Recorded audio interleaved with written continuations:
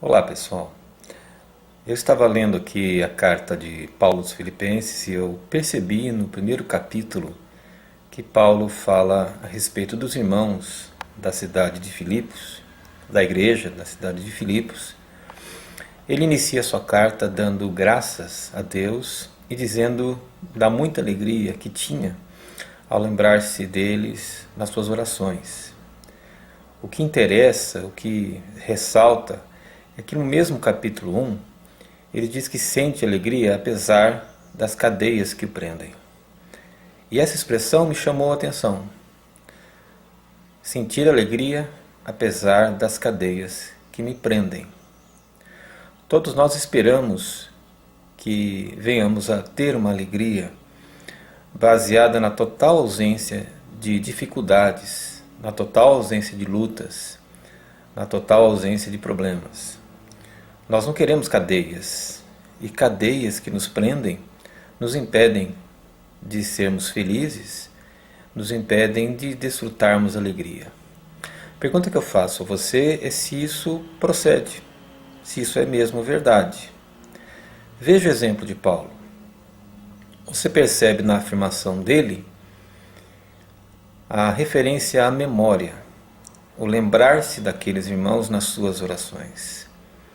Ora, o cultivo da memória é algo que vem quando você exercita pensamentos e quando os seus pensamentos são trabalhados de maneira tal ou de maneira a que você possa filtrá-los e escolher o que decide sentir ou agir.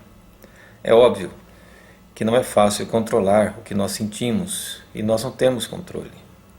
Mas o que Paulo ensina aqui para nós é que ao lembrar-se daqueles irmãos nas suas orações, ele se alegrava, ele tinha uma alegria. A memória de cada rosto, a memória de cada história trazia alegria ao seu coração, apesar das cadeias que prendiam. Então o que nós podemos aprender com ele? Eu acho que esse apesar das cadeias que me prendem, lembra para nós duas coisas. A primeira delas, como mesmo Paulo diz na sua carta, ele esperava um dia ser solto. Ele até pede orações pela igreja, ou a igreja, para que que a igreja ore por ele, para que Deus o liberte um dia daquelas cadeias, daquela prisão, daquela situação. Então nós temos que ter essa certeza, essa convicção, de que um dia as cadeias caem das nossas mãos. Um dia os problemas diminuem, um dia as dificuldades são sanadas, um dia Deus nos dá sabedoria e graça para superarmos essas cadeias. Então, baseado nisso, nós temos que lembrar da intervenção de Deus o tempo todo na nossa vida. A certeza de que Ele vai agir, de que Ele vai operar um livramento sobre todos nós.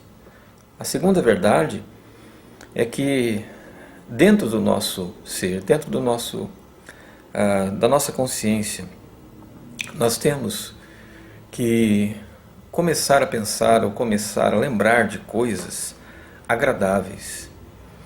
Não ficarmos apenas olhando para as nossas mãos com as cadeias, mas também lembrarmos como Deus tem sido generoso apesar das cadeias, como Ele tem suprido a nossa necessidade apesar das cadeias, como Ele tem nos alegrado apesar de tudo que tem nos atingido e nos entristecido. É essa percepção que Paulo tem. Olhar para aqueles irmãos e lembrar-se deles nas suas orações. Que ao orarmos, eu e você, possamos exercitar isso. Possamos agradecer a Deus. Porque apesar das situações não serem tão fáceis às vezes, nós temos um Deus com quem podemos contar. Um Deus que, a despeito de tudo, supre nossa necessidade. Nos abençoa com toda sorte de bênçãos e nos promete um dia livrar-nos de todas as nossas cadeias. Que Deus te abençoe.